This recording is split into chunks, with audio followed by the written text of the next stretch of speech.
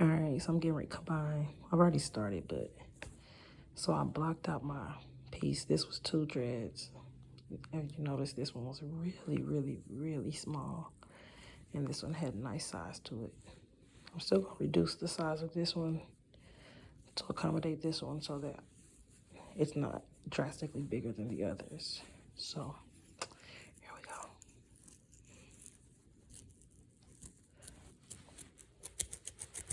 So I just want to go back and forth.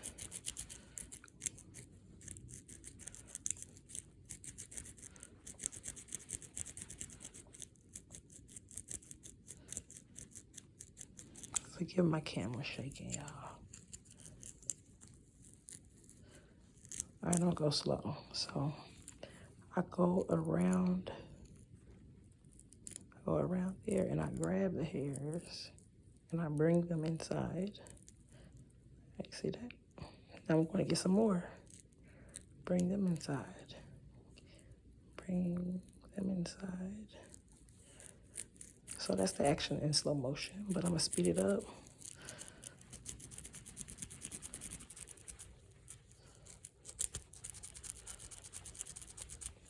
If you're new, you should wear a finger guard. Don't do this without a finger guard. Because I'm going to tell you like this. It's not going to go good for you. It's not. It's just not. So I'm going to go down the strand.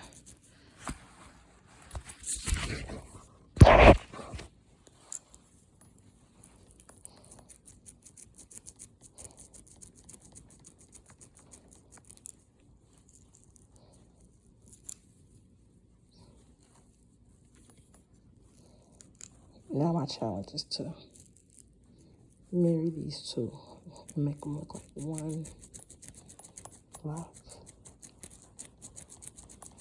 And I do this before the shampoo service because I'm going to do a retwist today, but it's just a couple of them I wanted to give attention to before I shampoo. My shampoo's the test, so when I shampoo this, it should stay. As you get better, you'll be able to create locks that stay even through the first shampoo.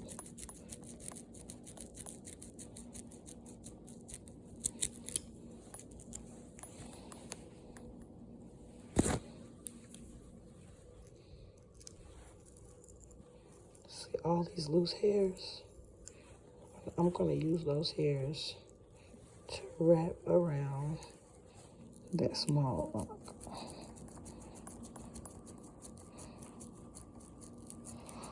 I'm working my way down just to get it combined, but when I get done down here, I'm going to back up here and do a little more work. This is fun for me.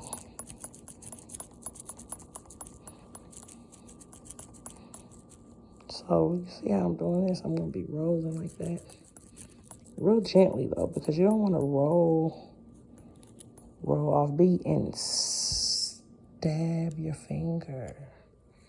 So don't go crazy. Just, I mean, don't do me. No, just fine.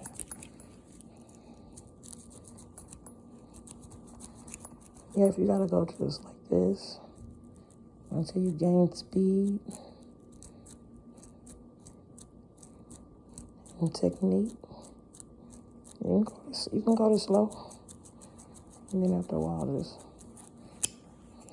oh, let's see.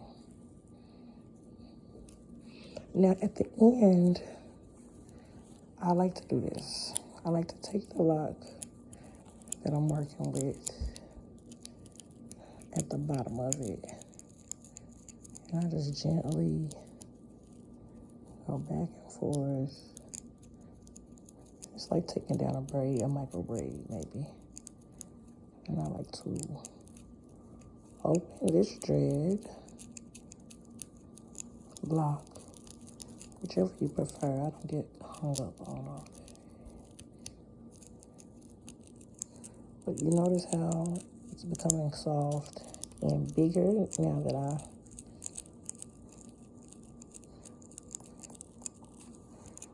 want to create some loose hair that I can work with so that we don't have that demarcation line where the small dread ends, because it ends before my big one. So Just want to bring some hairs. Going backwards in the lock process by doing this. Now I'm going to bring them together.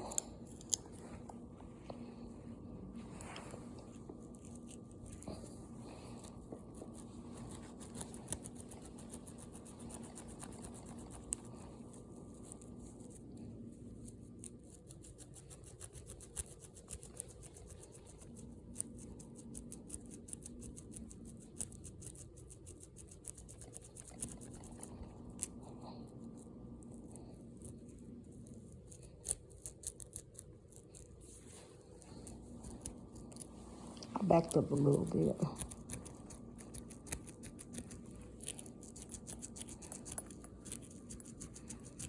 So watch this. See? I'm gonna bring it all inside.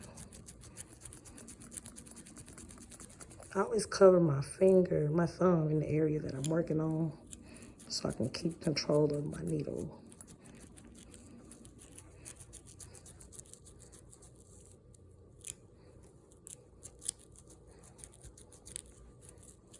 I'll get a GoPro for my future videos so it won't be shaking like this.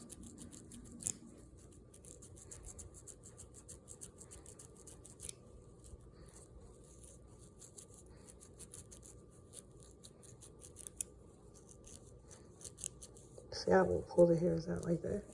Sometimes when they're really long, and you can take them and you can wrap them around your tool and pull them inside. That's for the extra long hair or the straight locks, locks with straight hair. All right, now, what I'm gonna do, I'm gonna let palm roll it a little bit, and then I'll come back where I said I'll come back to, which is right here.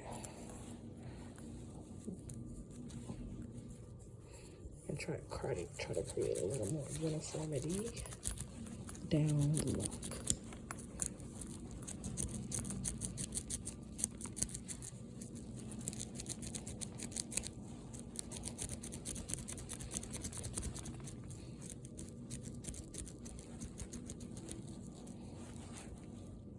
Don't snatch this out. Just keep rocking and it'll come out.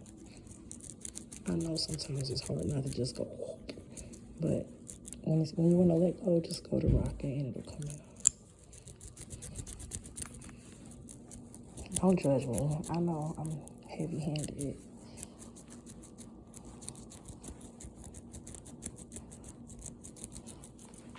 I got my hands pressed against the client's head as an anchor so that, again, I got control of this needle. It's really little.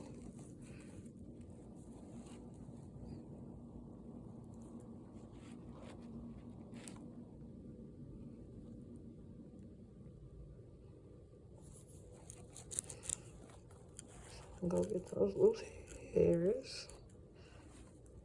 Wrap. Go get some more. Pull them inside. Go inside.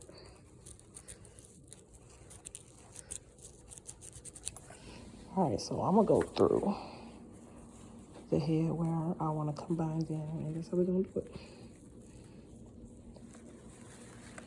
All right, I got some more videos coming.